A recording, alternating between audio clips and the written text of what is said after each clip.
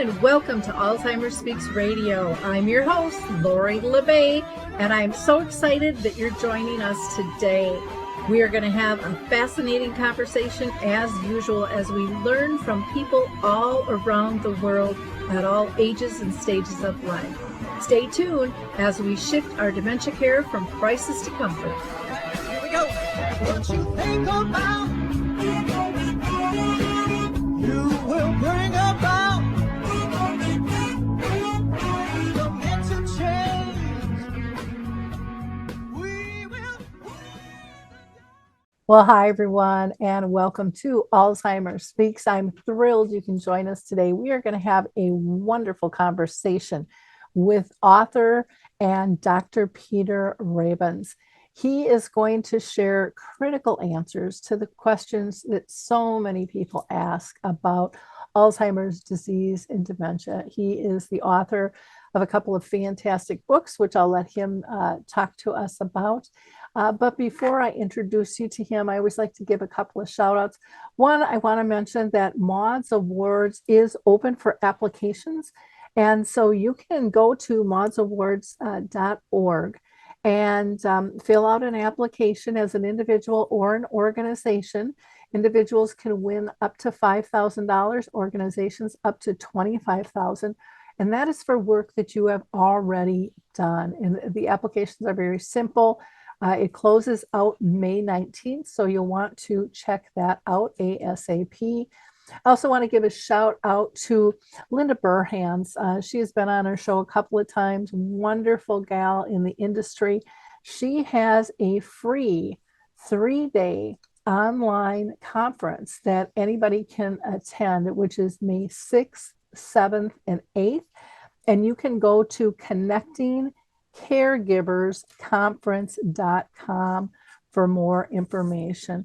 Of course, I want to give a shout out to Alzheimer Speaks ourselves. We have lots of great free resources that you can tap into, or if you're looking for a speaker or trainer, I'm always available. And then our sister company, Dementia Map, which is a wonderful resource directory as well. So with no further ado, let's go talk to Dr. Peter Rabins. Well, Peter, I am so excited to have you on the show today. You are so renowned with, the books you have written and the work that you're doing. And so thank you so much for taking time to be with us today. And thanks for having me, Lori. I'm going to have you, if you don't mind, introduce yourself to our audience. You know yourself a lot better than I do. Okay, great. So I'm Dr. Peter Rabins, and feel free to call me by my first name. I'm a psychiatrist and spent my entire working career at Johns Hopkins Hospital in Baltimore, Maryland. And I went to medical school at Tulane, which is in New Orleans. And there I became interested in both the brain and how it worked, but also mental illness and what might go wrong. And got intrigued with the idea that one way to figure that out might be to study brain diseases that had what people thought of as emotional or psychiatric symptoms. And when I came to Johns Hopkins back in 1977 to do a 1-year extra focused training in that area, I was introduced to Alzheimer's disease, and it seemed like the kind of condition where first it was a brain disease with a whole range of symptoms. But what I really found rewarding for me was working with the families. And so from the very beginning of my career, 1978, when I came on faculty, I focused on serious mental illness and Alzheimer's disease. Oh, wonderful. Well, and back then, I mean, the word was barely even talked about. I mean, I know with my mom, it was probably mid 80s, and the word dementia no one was even saying. Alzheimer's was, what are you talking about? Yeah, absolutely. I would say, when I started, and again, I was introduced to this by my teachers, the vast majority of doctors, nurses, and professionals had never heard the word. So a lot has changed, and I think most of it in a positive direction. Yeah, still not going quite as fast as I'd like, but we're on the right track, and Right. at least it's being acknowledged, and the person diagnosed and the person caring are more part of the conversation than they had been back in the day. That's for sure. Yeah, and from my perspective, that's a real positive. Mhm. I think all along, some people resist labels and words and wonder whether it makes a difference. But I think at the beginning of my career, showing that this was a disease and not normal aging was important. And I think from a research perspective, identifying it as a disease has focused thousands and thousands of researchers on trying to figure out, well, what's the cause, what's the treatment? Well, one question I'm always interested with my guests is, have you been personally touched in your own family or circle of friends by dementia at all? Well, at the beginning of my career, the answer was no. But late in her life, my mother developed a dementia, which was Alzheimer's disease confirmed at autopsy. A lot of our audience always likes to know what the difference is between Alzheimer's and dementia. That question still comes up in every educational program I ever do. I don't care who my audience is, it seems like that one always pops up. What's your definition between the two? How do you explain it to people? Well, first, I do the exact same thing. Anytime I talk, both to a public or to a professional audience, that's the very first thing I go over because it's still confusing to most people. Um, the way I think about it is that dementia is a very general term that essentially means brain failure. Mhm. And it has a very simple definition. It refers to any disease that starts in adulthood, impairs two or more aspects of thinking, and also affects how a person functions in everyday activities. So that's very broad. It'd be like the word heart failure. It just tells you that the heart's not working, and dementia tells you that the brain's not working. There are more than 100 causes of dementia. Um, in some diseases, many people don't get it. Diseases like multiple sclerosis or Parkinson's disease. Many people have those illnesses and never develop dementia, but some do. But there's a group of diseases. The common causes are diseases in which the brain itself is degenerating or deteriorating. And the most common cause is Alzheimer's disease. Thank you. Um, as far as diagnosis, that's a big question people have too. Should I, shouldn't I? And then how do I get diagnosed if I Yeah. decide I should? Well, I think absolutely everyone should get a formal diagnosis and evaluation. First, because even today, 1 or 2% of people who have symptoms of dementia have a treatable disease. So we would hate to miss that. And again, that's a small number, small percentage, but we wouldn't want to miss one case of that. Second, I believe the more informed people are, the better things will go, both if they have the disease and for their family members when they're caregiving. So I think getting as accurate as possible a diagnosis helps people become informed. I think we have to recognize that, particularly at the beginning, sometimes it's hard to know exactly which cause of dementia the person has. So we know that they've declined in their thinking and they're not able to do things at work or at home or recreationally that they've always done, but we can't figure out the cause. But usually within a year or so, it becomes clearer what the specific disease is. So I urge everybody, who's concerned to be evaluated. And of course, sometimes we find that no, there isn't a problem, and that can be very important information as well. Yeah, all of a sudden it's they're not eating or sleeping or drinking enough water, and like you said, it could be curable Yeah, uh, and fixable, and people are shocked at that, and you see that I guess a lot. Anyways, I hear that a lot with seniors where maybe they're having some incontinence problems, so then they pull back their liquids, and then when they pull back their hydration, I mean it's kind of this whole ripple effect thing, yeah, yeah. and And so many medicines can impair thinking, and so sometimes it takes a month or two, and we don't put together, oh yeah, we just started a medicine last month. So again, there are things that are identifiable and discoverable. There are diseases like thyroid disease that can be treated, and sometimes isn't obvious physically, except for the thinking impairments. sure, sure. One of the questions that people ask a lot is we hear about MCI, mild cognitive impairment, but we're also hearing a lot more people going to the doctor and saying, instead of it's Alzheimer's disease or frontal temporal or whatever it might be, that it's most likely related to, it's gotten this broader spans, Yeah. because it seems like we don't really talk about that the title of what we have or the symptoms can change over time. And so now I'm seeing this broader stance. But again, if we can define the mild cognitive impairment, then maybe talk about this broader stance of diagnosis that we're seeing too, or I'm seeing it. Maybe you're not, but I hear Yeah. about it a lot. Well, so there's several issues I think to disentangle here.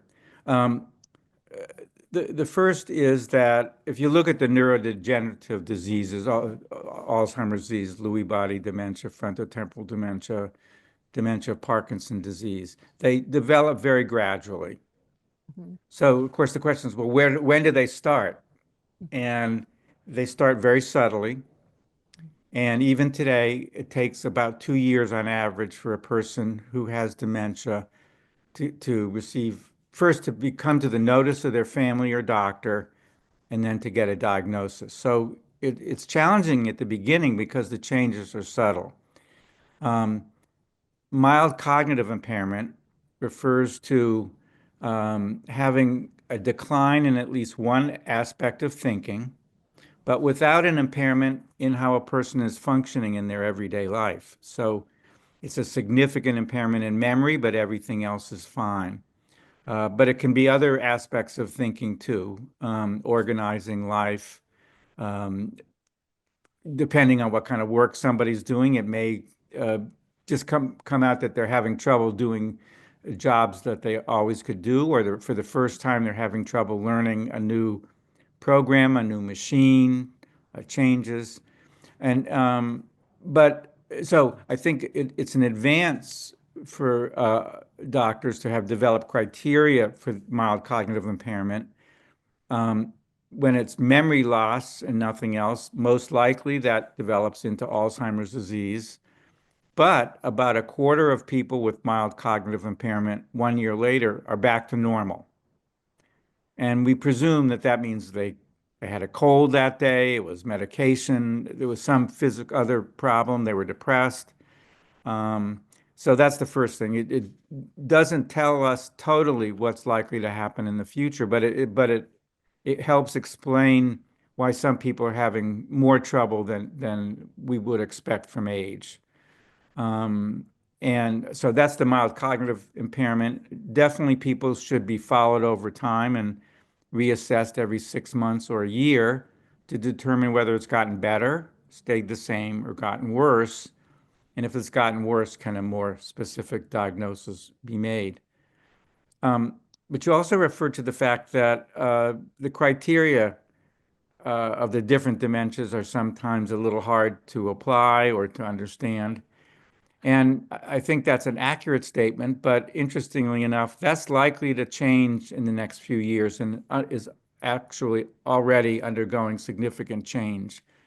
Until the last 3 or 4 years, the diagnosis of Alzheimer's disease or frontotemporal dementia or Lewy body dementia were clinical, meaning a doctor or a nurse elicited symptoms, examined the patient, did blood work, did a brain scan, and then from those findings made a diagnosis. And we know from studies, if you use autopsy as a standard, depending on the doctor and the circumstances, um, the diagnosis, say, of Alzheimer's disease would be accurate 70 to 90% of the time.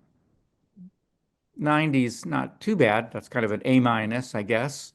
70 is not too good. That's kind of failing.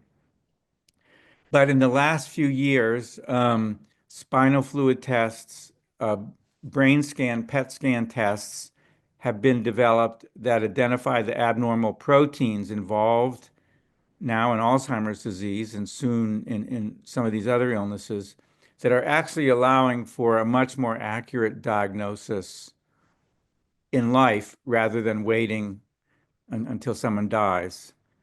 And the reason that's important is because the new treatments for Alzheimer's disease require a highly accurate diagnosis. So this is a real change. But we only do these tests really when we're considering treating somebody with the new drugs for Alzheimer's disease. I think that's going to change. And in the next 5 years, we're going to have blood tests, and they'll probably be specific for each of these different degenerative diseases that cause dementia. I have kind of this pro and con thing with these blood tests coming up Yeah. because I know that a lot of people worry, and I know worry is not good for us. That extra stress in terms of what something's going to look like. I'm kind of a firm believer, and you may disagree with this, that just because we have a gene doesn't mean that it's going to take hold of us, you know? And I've seen so many people, even like with the DNA tests that are out there, you know, they're looking for something else and it comes back and they're like, oh, craps. I didn't know this was even a Yeah. possibility. And now what do I do with this? And they go down the rabbit hole really bad if there isn't counseling and stuff with that. I Mhm. also worry about what that could do with insurance and costs, driving cars. I mean, there's just a lot of other things out there in life once that gets tapped a little bit earlier for people. Any thoughts on that? I hear that a lot from, it's not just me out there thinking that. There's a lot of other people thinking Sure. that too. And insurance is probably the biggest worry. Is this going to make things skyrocket because they're just going to assume that I'm going to need X, Y, and Z in the future? And, will I even be covered if I change insurance companies, all of those types of things. And then we're hearing rattling of that noise, as of today. I just saw that they said the Supreme Court's leaning towards leaving, if you had a pre-existing condition alone. But, people who have pre-existing conditions, that's a big worry for them. Well, first, I think you and I agree 100% that this is a very challenging issue. Mhm. And I think each individual needs to make a decision, or maybe each family, but certainly each individual needs to think about it, learn the facts, and both the pros and the cons before taking a step. I absolutely agree with what you said about getting uh, these genetic tests, but you find out things that you didn't want to know. Yeah. So it's important to know ahead of time. Well, what do these tests tell you? Mhm. Most people who get a test like that want to find out that they don't have a disease. But of course, you can find out the opposite. Um, right now, well, there's actually disagreement in the field among experts, even on um, how do you define Alzheimer's disease? What do you do if someone has absolutely normal memory and everything else in their thinking, their life is going fine, but they come back and they have an abnormal level of one of the two proteins that is known to be involved in Alzheimer's disease. These are called beta amyloid and tau. And there's one group of people who wants to call that pre-Alzheimer's, Mhm. and the other group, and I'm in that group, says, wait a minute, if somebody could live 20 years without any symptoms, why would you say that they have pre-Alzheimer's? But this isn't only in Alzheimer's. This is getting argued out in diabetes and a number of other illnesses where now we can identify a tendency toward getting a disease, even a genetic tendency.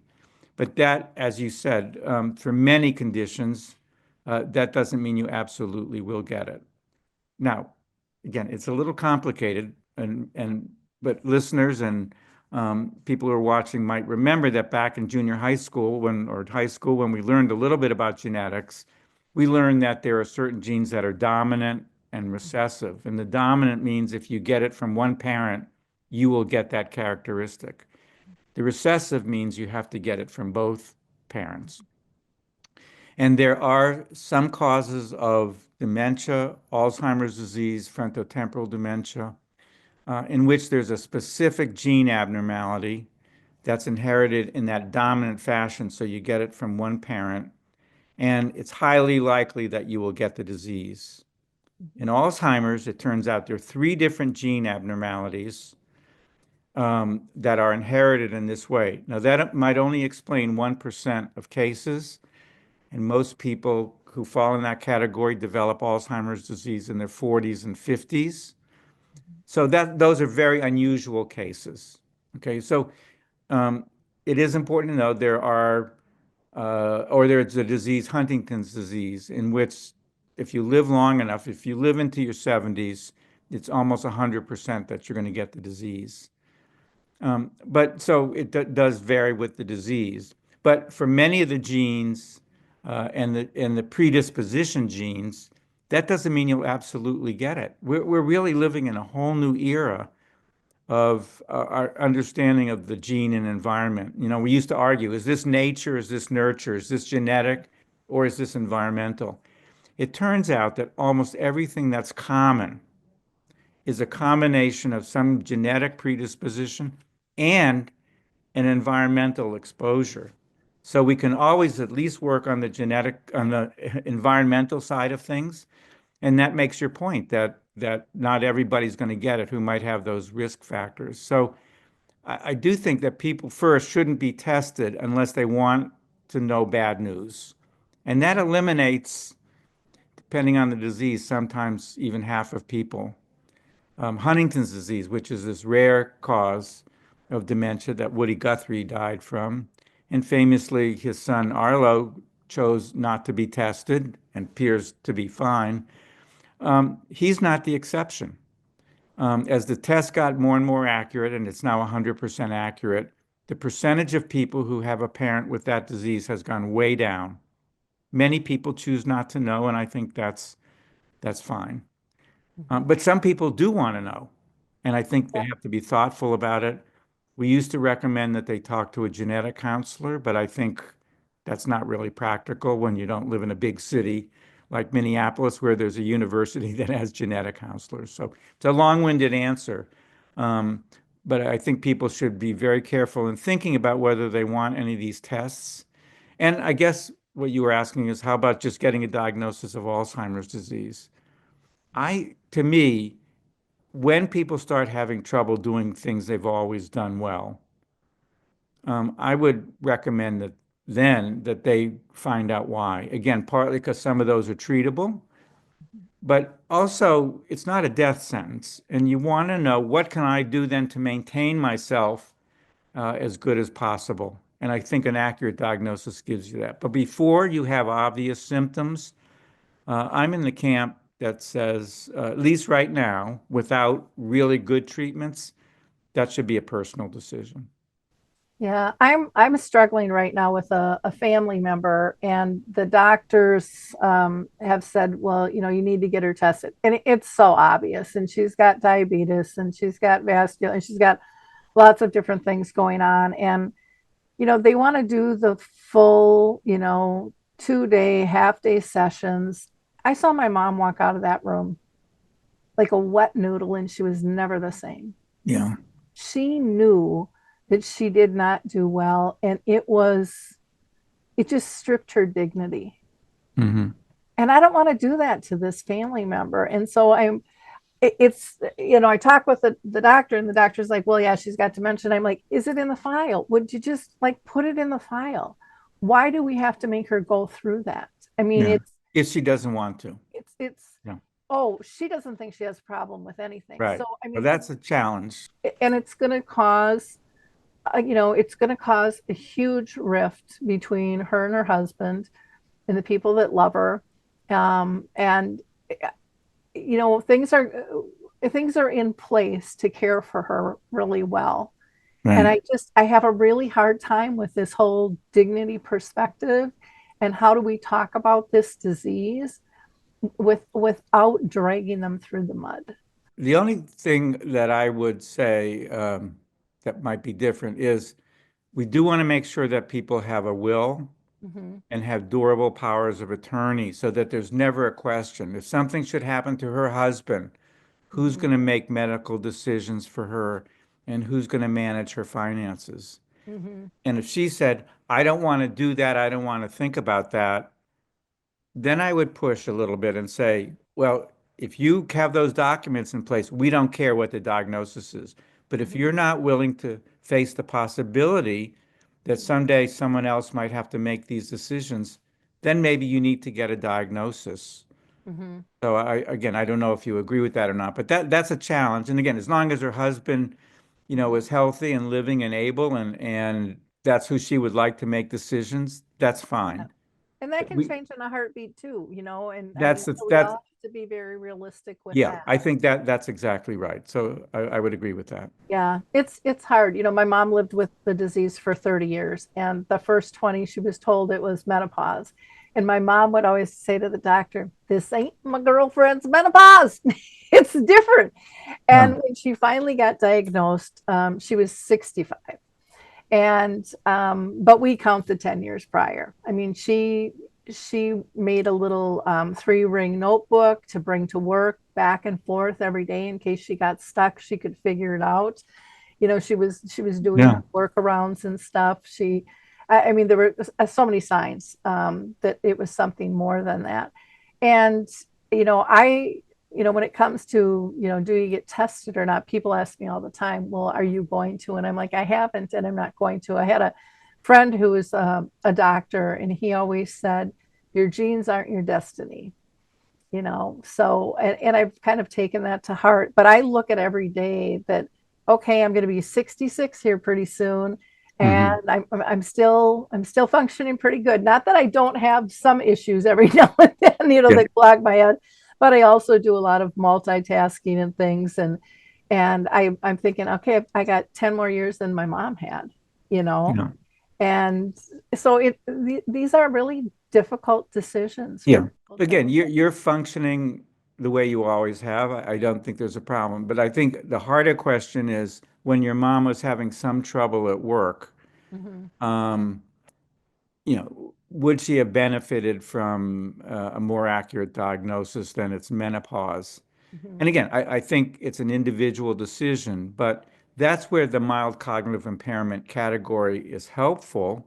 She mhm. was still functioning, she was still working, but Yep, she was struggling at something she always could have done easily yep, before. And to be able to say with her, well, you have mild cognitive impairment. This may get worse over time. We'll follow you. Maybe that would have relieved her that rather than saying, "Oh, there's nothing wrong with you," which is very also demeaning, yep. to say, "Well, yes, you have a problem, but right now we don't need to do anything about it. We want you to live your life and enjoy yourself." And so, that, as you said before, there are pros and cons, and I think for each person. The other thing, let me just say that the diagnostic tests don't depend on genes. Mhm, They really depend on detecting these proteins that become abnormal in the disease. So, mhm, again, for someone who's functioning normally, whether you have, from my perspective, whether you have those protein abnormalities or not, we don't know what's going to happen in the future. We do know that there are 90-year-olds who have had those abnormal proteins for 20 years and do not have any dementia or any impairment. So, um, that's helpful to know. But when you do have problems, when you're starting to have trouble at work or with your family or recreation or whatever, doing, household tasks, that's at least when we should think about doing the diagnostic tests. yeah, and I think, for my mom, I mean, back in the day, that was over 40 years ago for her. Like I said, no one really even mentioned the word Alzheimer's back Yeah, then. And so, the doctor didn't know anything about it. He didn't really want to learn anything about it. But where would you go, back at yeah, that time, too?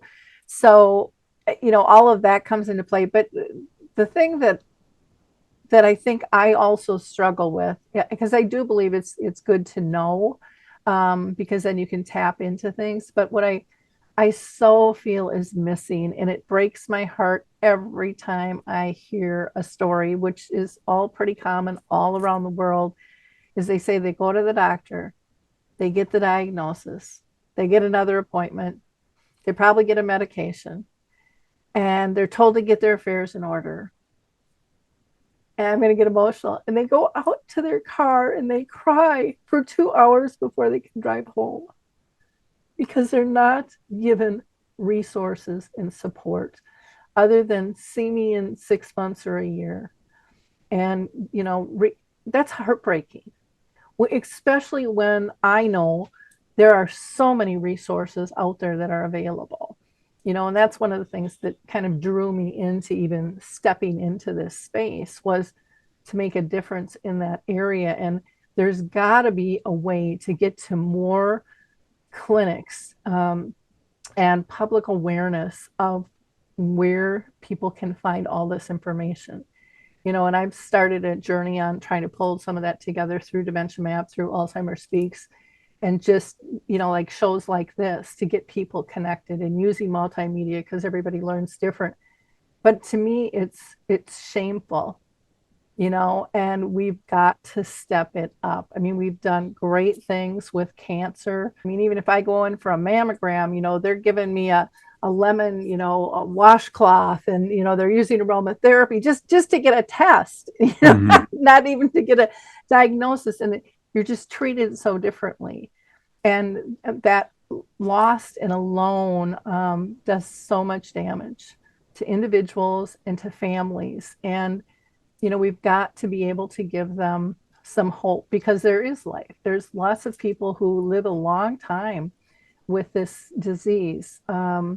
And my mom's one of those to prove it. And I personally think, and I'd love to hear your opinion on this, but I personally think very strongly, my mom lived 30 years because she was socially connected. And she felt purposeful and she felt engaged. And, she was on Aricept for a long time. And I think that probably helped. That's one of those things you don't know for sure either, with all of that. But I just think, there's places now where people can still have friends and circles where they feel accepted, because so often when this diagnosis hits, as family walks away, friends walk away, people don't know how to deal with it. And friends of, especially for our older adults that they've known for 40, 50, 60 years. And it's like they're scared of acknowledging it, almost like they might get it or they might recognize it within themselves or somebody else. And, it's just so important that we change that. But sorry, off on a tangent there. No, this is what's driven my whole career. And that's really what led to our publishing the 36-hour day, was a way to get information to other people that we weren't taking care of, but also, as you said, to point out the positives and what can be done rather than just what can't be done. So I'm in total agreement with you that we can always do better. And as you said, there's so many more resources now than there used to be, including support groups for both people with these diseases and for their care providers. That's a big resource.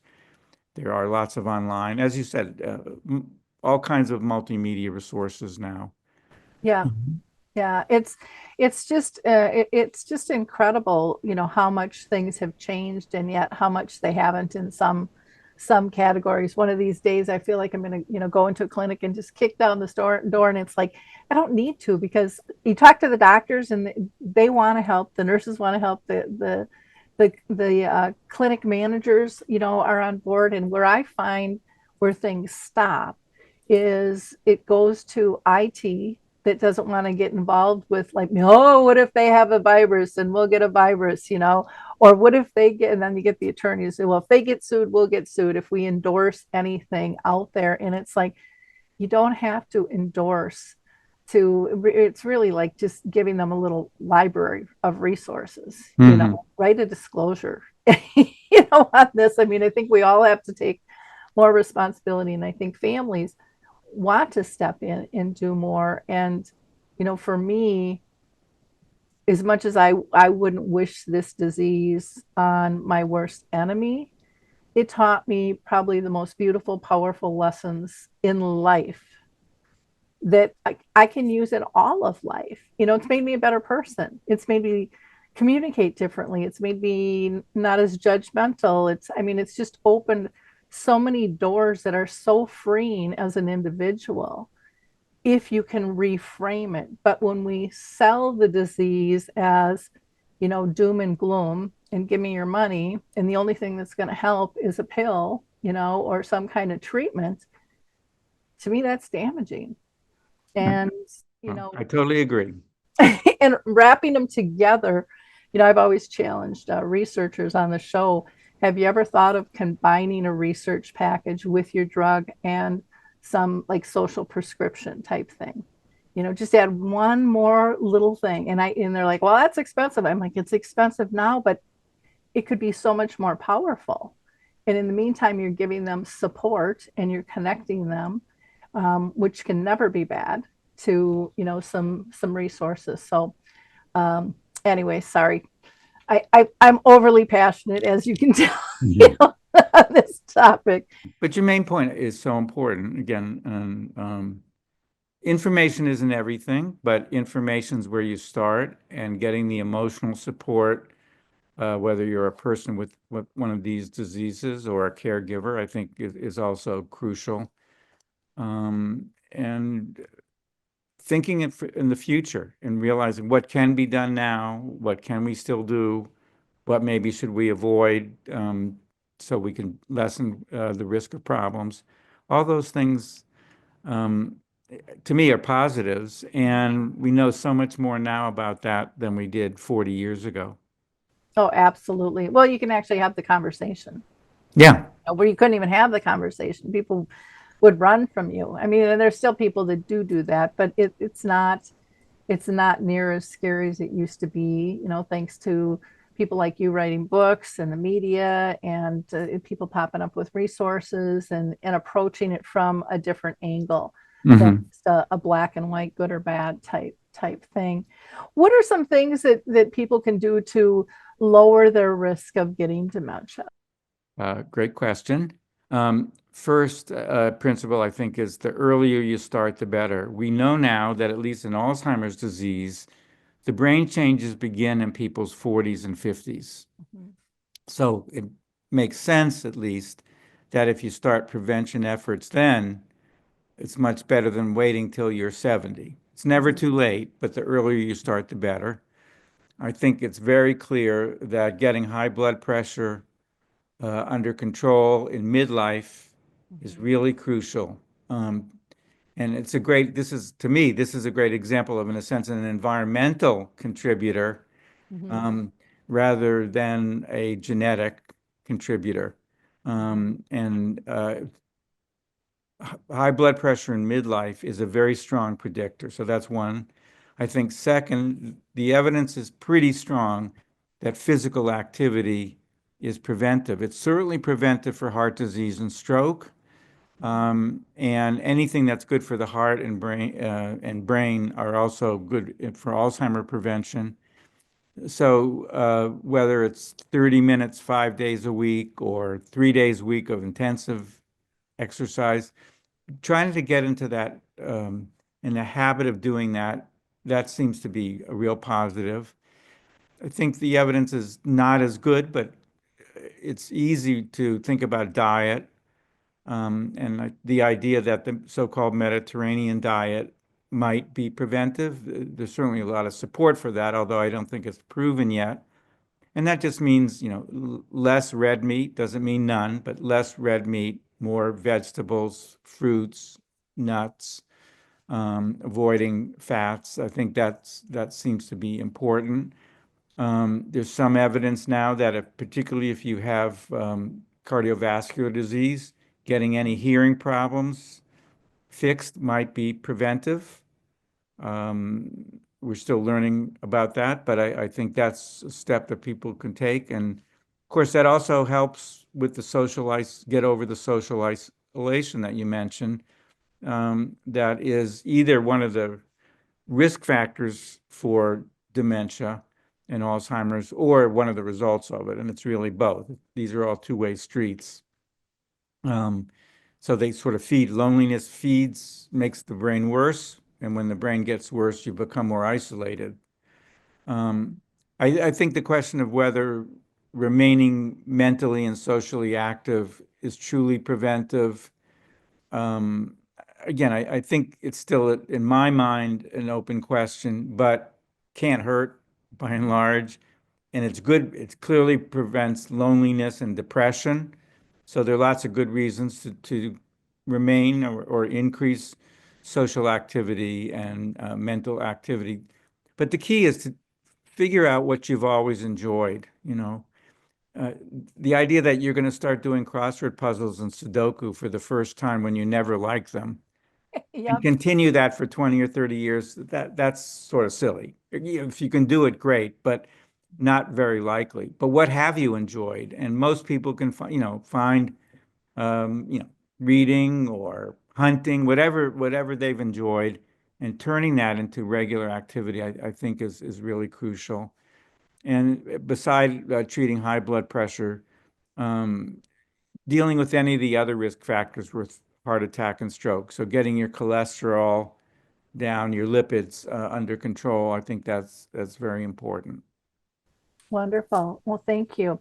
I'm going to just take a brief break. We have been talking with Dr. Peter Rabins, who this has just been a fabulous conversation with him. He is actually the emeritus professor of the departments of psychiatry and medicine at Johns Hopkins University School of Medicine. He also has written two books that we're kind of focusing on today. One Is It Alzheimer's? 101 answers to your most pressing questions about memory loss and dementia. And he was also the co-author of the renowned 36-hour day, which is a family guide to caring for people with Alzheimer's disease and other dementias and memory loss. In this break that I'm going to take here really, really quickly, I always just like to give a shout out to my webmasters, Q for Good, because I think they're so dang hard to find a good webmaster, and I just adore these guys. And so, if you are looking for someone who actually listens to you, speaks your language, and does what they say they're going to do on a timely basis, check out Q for Good. And if you mention my name, you'll get 10% off. I don't get anything from that. I just love to raise voices of people who I think are doing cool things, and they have made my life so much easier. Now back to Dr. Rabins. One of the things that I wanted to ask you is in terms of improving quality of life for people with dementia. Again, finding that joy, is kind of what you had mentioned, and don't necessarily do things that you didn't like before, because chances are you're still not going to like them. But what are your thoughts on how do you bring that quality of life to somebody living with dementia? Yeah, well, I think the place to start is what you just said. Think about the person's life up to now. What have they enjoyed? What have they done? And are there ways to continue that, even if the dementia is somehow interfering? Are there still ways to accomplish that or do that that avoid the stresses but allow the person to participate? Mhm. And almost everyone has things that they've enjoyed and liked, and so we want to maximize the ability to do that. I believe that it's very helpful to know both what a person can no longer do and what they're still able to do. And sometimes your professional, nurse, doctor, occupational therapist, speech therapist, they can help you figure that out. But often common sense can help you. If a person can no longer do something, it's best to avoid it. Mhm. The question is, how do you figure that out? So I have what I call the three-strike rule. I sort of made this up, so it's not science. But if you try something three times and the person can't or doesn't want to do it, chances are pretty good that they can't do it any longer. So then you should think about, so is there another way to do it? So let's say someone always loved going to music concerts. And the last three times you've tried it, it's been a disaster. They've gotten upset. It was difficult. Um, well, then think it's not, well, no more music, but are there other ways that we can enjoy music together that don't involve going out to a concert. And there are lots of things that one can listen to the radio together, get CDs, go to small rather than a big hall, go to small performances. That would just be an example. Um, and um, and realize that over time, many of these diseases are progressive. So there might have been something that someone could do, and now they're having trouble. Well, that should just get you again thinking using common sense. Is there some way to keep them active, busy, and engaged, um, and avoiding whatever seems stressful for them? And maybe the final thing is, and I learned this very early in my career. There was a psychiatrist named Jack Weinberg, who was an early geriatric psychiatrist in America. And he wrote a little article that he titled, "What Should I Say to My Mother When I Have Nothing to Say?" And she was in a long-term care facility, and he talked about going to visit her and either feeling like, how can you have a conversation? She was very impaired. Or is it good to have the same conversation every time I go? And what if I say the wrong thing and make her upset? And he finally came to realize it wasn't so much what he was talking about with her. It's the fact that they were relating to each other. That's where the quality of life comes from. So how can we maximize people's interactions with their loved ones, with other people, with things they enjoy? That's what counts, rather than, oh, I might say the wrong thing, or I might expect too much or too little. People figure that out. Yeah, it was interesting. One of the things that I learned um, through my mom's journey, and this fascinated me, was that I had people ask me the same question, but for two different reasons. And they would ask, "How's your mom doing?" And one group really wanted to know how she was doing, and they were ready to hear that.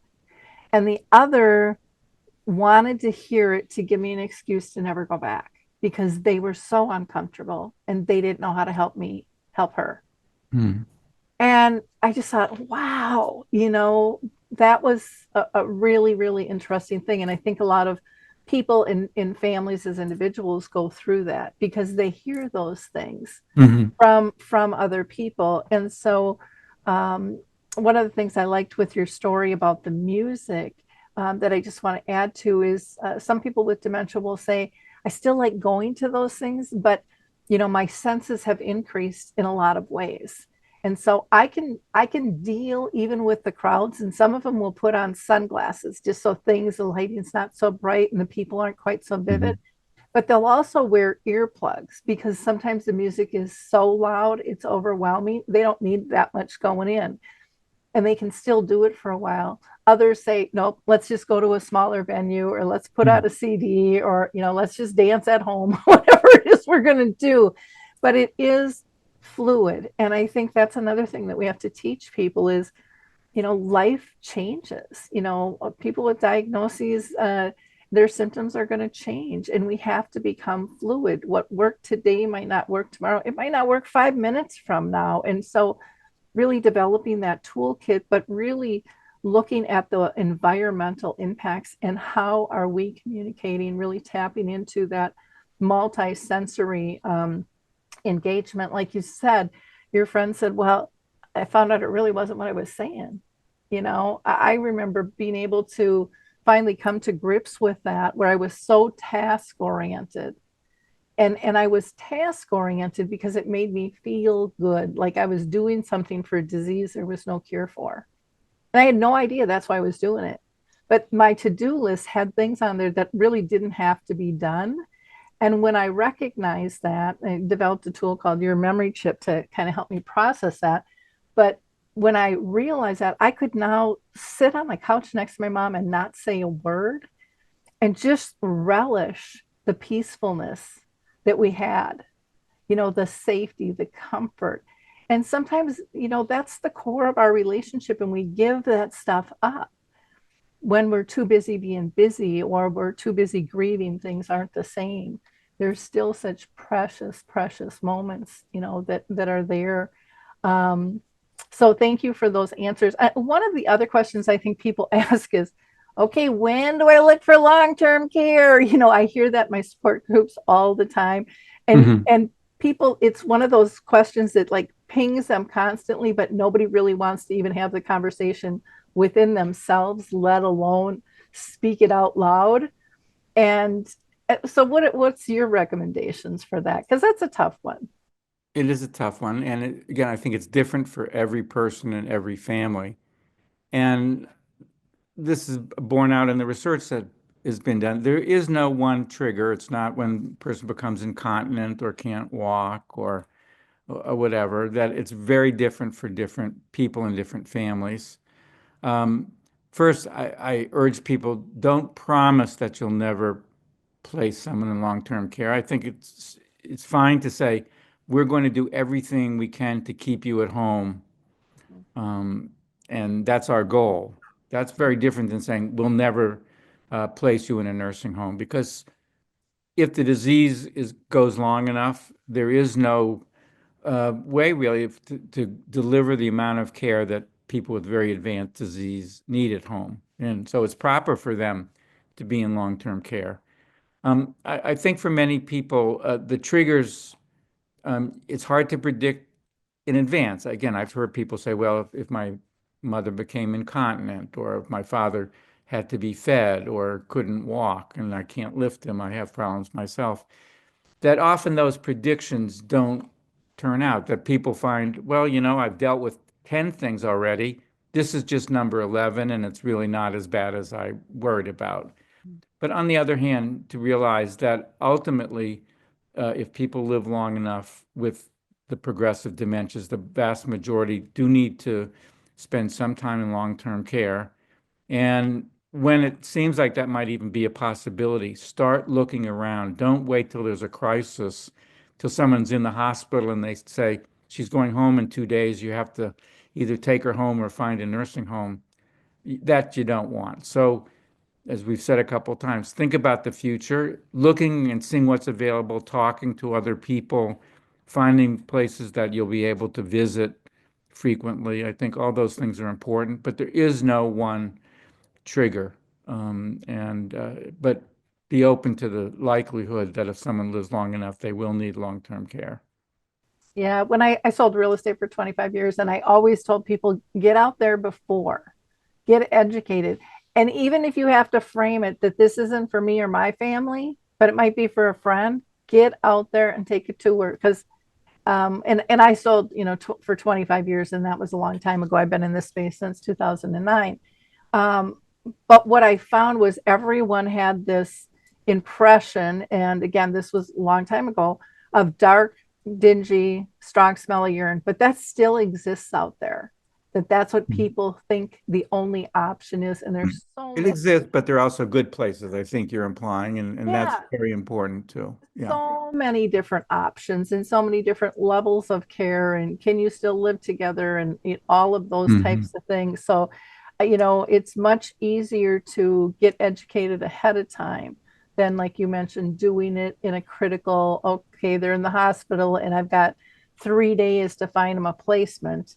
That's not where you want to be. You want some friendly faces that even if they don't have an opening, you've talked to them before and they might be able to refer you because they know you. And building that team, is so important, I think, for people. What kind of care do you think the caregivers really need? I know the guide program's been developed by CMS, to try to get more support. And I still don't think enough people know. And I'm hoping to God they don't lose their funding, Hmm. as things march forward here. But what kinds of support do you feel that are really needed for the care partners? Well, again, I think each of us is different, and I think each person's needs are different. I think there's some things that many people find helpful, but that doesn't mean everyone needs them. Mm-hmm. So again, I think support groups for caregivers are really powerful for many people. You learn information, you also get emotional support. Um, and when you're facing challenges, hearing from other people who have been through the same situation can be helpful, both practically and emotionally. Mm-hmm. I think second is realize when you're becoming overwhelmed. when you have to reach out, get help, get more help in the house, from friends, whatever. But it's not a majority of people, but some people do become emotionally and physically overwhelmed. And I think recognizing that is really key. And third is taking care of your own medical and psychological needs separate from the dementia. If you get sick, both you and the person with the dementia lose out. So don't neglect your physical needs, and don't neglect your emotional needs, your support for religion, if that's important to you, your friends, the social network that you built up over the years. If you can get away once a week for a couple hours and be with your friends, or go to a movie, or go shopping, whatever you define as positive for you, I think should consider that. But again, to think that one approach is good for everybody, fortunately, that's not the case, because we'd be totally overwhelmed. We don't even have enough resources now. But I think there are a lot available, and thinking about yourself and what you need, I think, is key. Yeah. And I think that's hard. I know for myself, my dad had brain cancer, my mom had dementia. And so I was kind of in the thick of it. I was sandwich generation, the whole 9 yards. And and I'm a type A personality, so I'm always in control. I got my list going, gonna take care of the world, and I'm not gonna not give up. I'm not gonna give up anything that I was doing, because I can handle it all. I've got my cape on, ready to go. And for me, I did not know how much I needed help until one day I got strong enough, and this is going to sound really silly. My audience has heard this before, but I don't think you can hear this stuff enough. I got strong enough and to say no to my friends who called me every week, who just bugged me to get together for coffee. And finally, I thought, I am going to show up. I'm going to give them 10 minutes of my time, and I'm going to get them off my back, because to me, it was a to-do list. And thank God they never gave up on me. So I go waltzing up, like, pull out the red carpet. Here I come. I'm going to honor you with my time. I just had this horrible attitude of I just have to get this fixed. I got to get this off my list. It's driving me nuts, because I had such great guilt for not being able to be there. But I didn't even know that that's what was going on inside of me at the time. I was just angry and overwhelmed. I ended up staying for 2 hours, and we laughed and we cried. And it was the first time in many years that I self-reflected, and thank God for my friends. They filled me back up, because I didn't even know I was on empty, and that stuff is so important. And then I was so much stronger and better prepared. And I cared better, because I was better, and I didn't even know I was broken, and I never missed a week of coffee.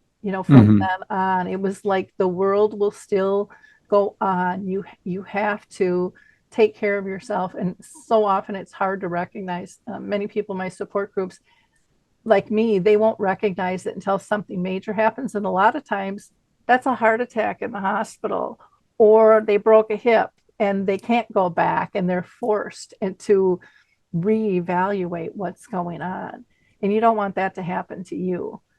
So really, look at what you used to do, what brings you calm, what are the things that bring you joy, and then you can create, I think, more of that with your loved one when you're feeling joyful and balanced inside with that. So Absolutely. this has just been such a wonderful conversation. I want to make sure that we give people all your contact information here. So you can go to the Johns Hopkins University Press, and we will have those links for you in the show notes to buy both of the books. And you can connect on LinkedIn, on Facebook, on Instagram, and also Twitter with the Johns Hopkins University Press. Did you want to give any contact information out for yourself, or do you prefer it all to go through Johns Hopkins? Yeah, no, it should go. I'm going to plug the book. Oops, it doesn't jump because of but I do hope if people are interested, again, reading a book doesn't do everything, but it does give people information, and you can get the book through Amazon or bookstores, and so I did want to thank you for plugging it, and just to emphasize that there is a lot that one can learn. So be informed. Oh, for sure. And again, the name of the book is It Alzheimer's? 101 Answers to Your Most Pressing Questions About Memory Loss and Dementia. And then again, he also wrote The 36-Hour Day, or was co-author of that, A Family Guide to Caring for People with Alzheimer's Disease and Other Dementias and Memory Loss. So again, thank you so much for your time. For our audience, I always ask you to be a giver of hope. Like, click, and share. To me, it's not about tracking the numbers, it's about sharing the information. There are people in your sphere of influence that need this information. And even if they're not ready to click on it today, the more we can have a presence out there that it's normal and it's okay to grab this information, they will get it when they're ready. So again, you guys are such a big part of our community, and we really appreciate your support. And again, Dr. Rabins, thank you so much. This has been a fabulous conversation that I know will help many. So appreciate your time. Well, thanks, Lori. Thanks for having me. Good luck to everybody. Thank you. Bye now. Bye-bye.